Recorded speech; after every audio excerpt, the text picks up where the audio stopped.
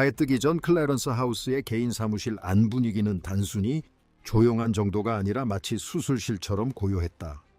공기는 마치 역사의 자악감, 지각 변동을 예고하는 듯한 하늘 섬뜩한 정적에 휩싸여 있었다.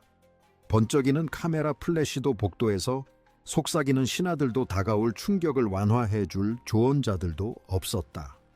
찰스 3세는 커다란 마호가니 책상 뒤에 앉아 그 어떤 왕관보다도 무겁게 느껴지는 서류철의 가장자리를 손가락으로 더듬고 있었다.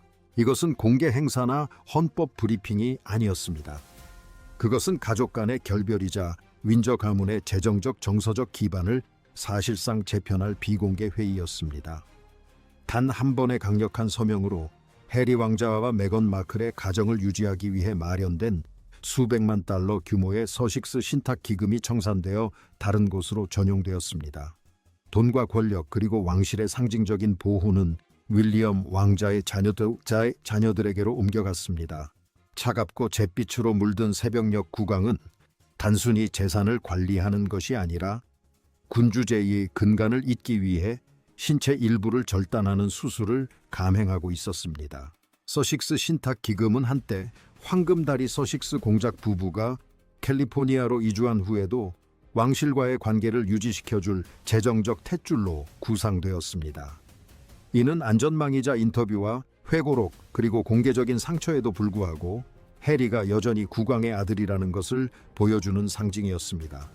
그러나 찰스 왕세자는 문서의 미래 보호 조항을 바라보며 더 이상 다리를 보지 못했습니다. 그는 그것을 부담으로 보았습니다. 70년 동안 지도자가 되기를 기다려온 왕실이라는 기관을 공격하는 무기로 사용할 수 있는 자원으로 보았습니다. 왕실 재산관리 회의는 의회라는 무대와는 완전히 동떨어진 왕실 권력의 궁극적인 무대입니다. 이곳에서는 상속이 곧 운명입니다. 막대한 재산을 조지 왕자, 샬롯 공주 루이 왕자에게 물려주기로 한 결정은 바로 이것이었습니다. 윌리엄의 자녀들을 왕실 재정 구조의 중심에 놓음으로써 찰스 왕세자는 섬뜩할 정도로 분명한 메시지를 전달했습니다. 바로 왕실의 미래에는 불확실성이 있을 여지가 없다는 것입니다. 예비 왕위 계승자는 철저히 검토되고 평가되어 후계자가 누구도 건드릴 수 없도록 확실히 배제된 것입니다. 윌리엄 왕자는 아버지 맞은편에 앉아 있었지만 그의 표정은 마치 돌처럼 굳어 있었다. 그의 침묵에는 승리의 기색은 전혀 없었고 오직 이 결정이 의미하는 바에 대한 무겁고 고통스러운 깨달음만이 가득했다.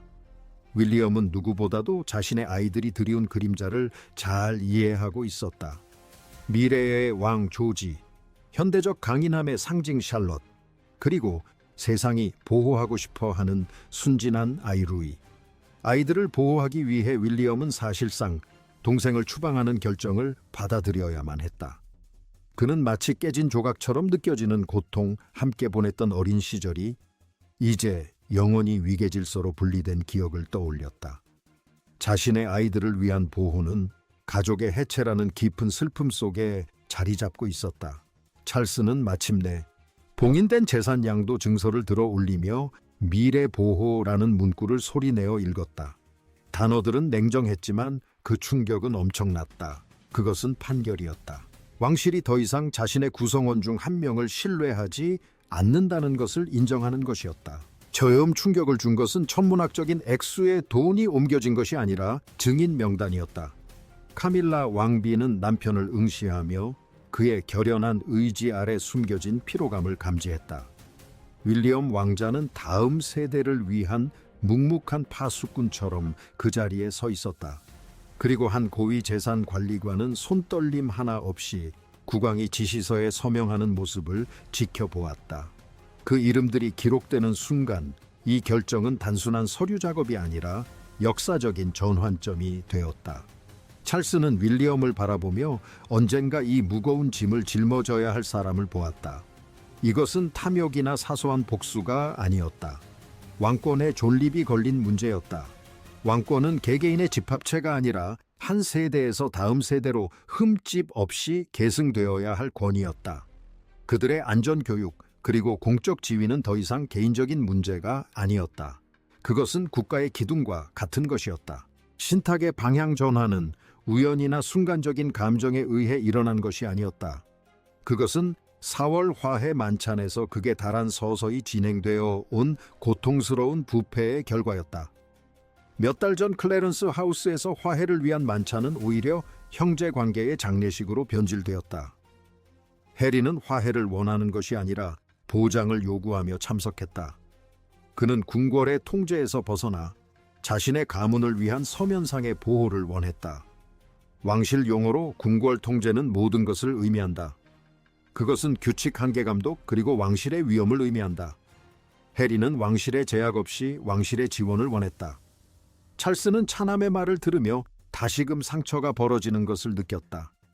그는 도움을 청하는 아들의 목소리를 듣는 동시에 무기고 열쇠를 요구하는 반안가의 목소리도 들었다.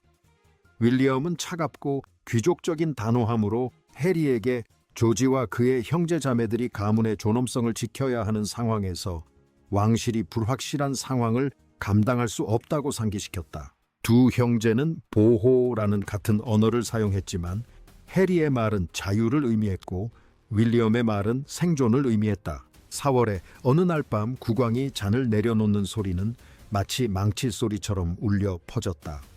그는 소리치지도 논쟁하지도 않았다.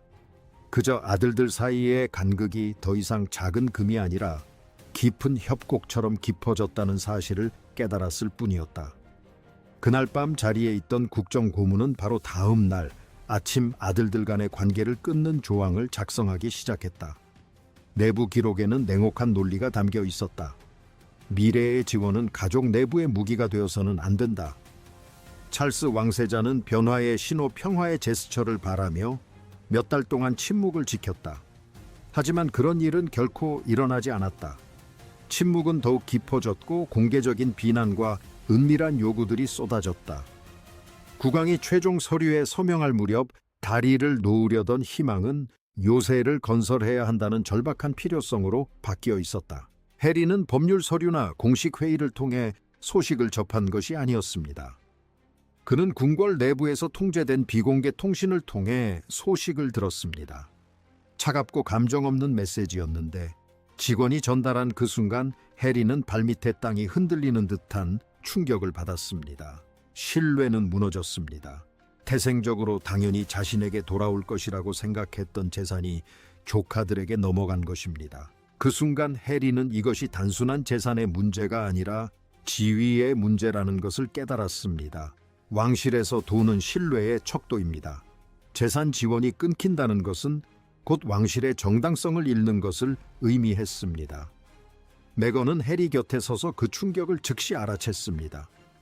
그녀는 이것이 단순한 절차상의 조정이 아니라 곧 헤드라인을 장식할 공개적인 굴욕이라는 것을 직감했습니다. 그녀는 해리에게 이 결정에 이의를 제기하고 분리 법령을 승인한 사람들의 이름을 밝히라고 요구하라고 재촉했습니다. 하지만 해리는 망설였습니다. 그는 그 질문의 끝에 숨겨진 진실, 즉 아버지가 아무런 압박 없이 냉철한 판단으로 이러한 결정을 내렸다는 사실을 두려워했습니다. 그 후 이어진 형제 간의 대치는 몇 달 만에 처음으로 중재 없이 이루어진 대화였다. 보좌관도 비서도 홍보 담당자도 그들의 분노를 누그러뜨릴 사람이 없었다. 윌리엄은 해리에게 이번 결정은 다음 세대를 위한 것이며 조지 샬롯 루이를 왕실 내전의 불안정으로부터 보호하기 위한 것이라고 말했다. 해리는 보호라는 단어를 들었지만 배제를 느꼈다. 그는 윌리엄이 자신의 권력을 공고히 하기 위해 이 일을 꾸몄다고 비난했다. 윌리엄은 침착함을 유지했다. 미래의 왕으로서 이미 왕좌라는 심리적 갑옷을 입고 있었기 때문이다. 그는 책임을 인정했지만 권한은 왕에게서 나온다는 점을 분명히 했다. 형제는 돌이킬 수 없는 지점에 이르렀고 그들이 주고받는 말 한마디 한마디는 그들 사이에 벽을 쌓는 벽돌 하나가 되어갔다.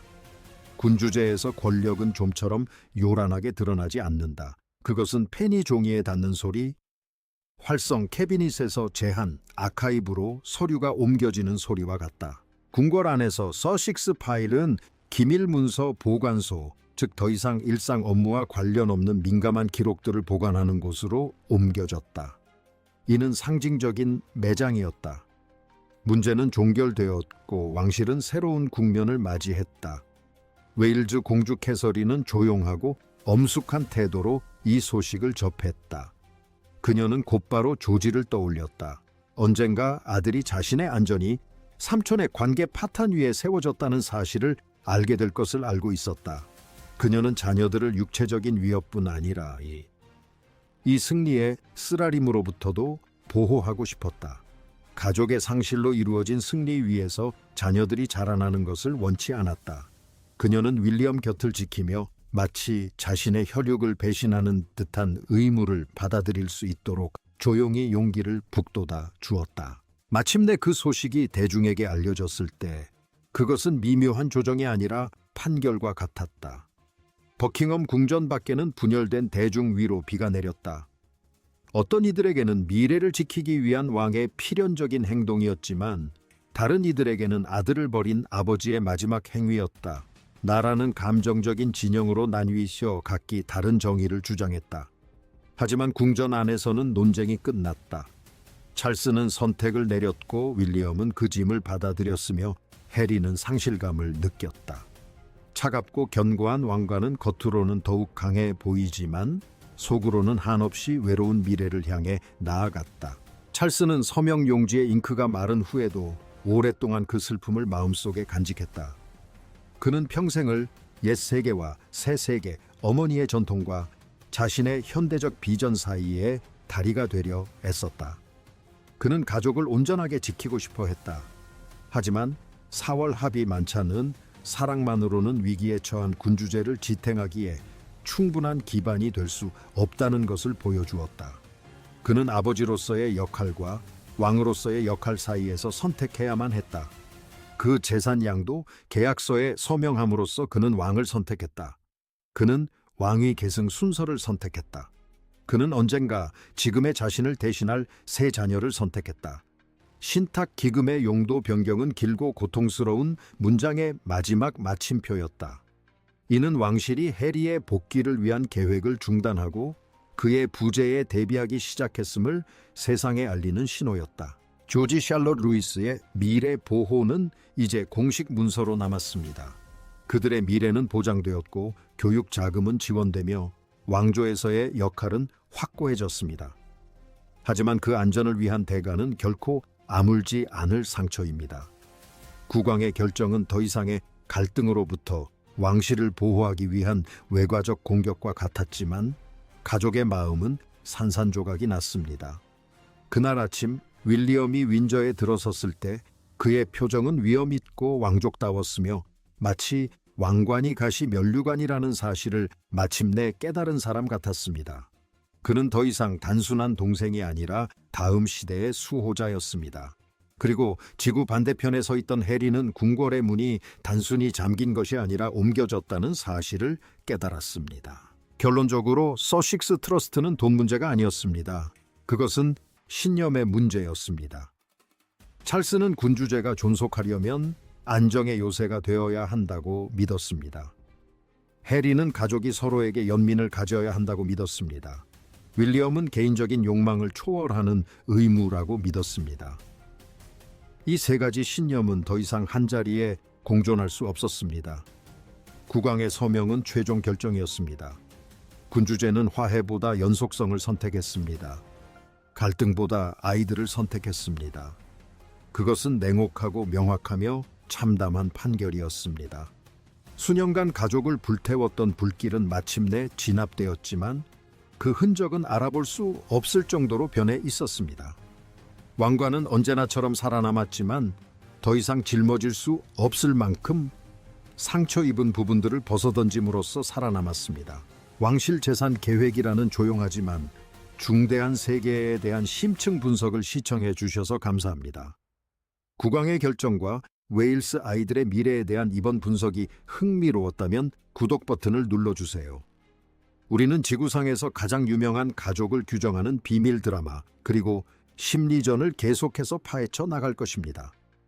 찰스 왕세자의 최종 결정에 대해 어떻게 생각하시나요? 조지 왕자를 보호하기 위한 불가피한 조치였을까요? 아니면 해리 왕자에 대한 가슴 아픈 거절이었을까요?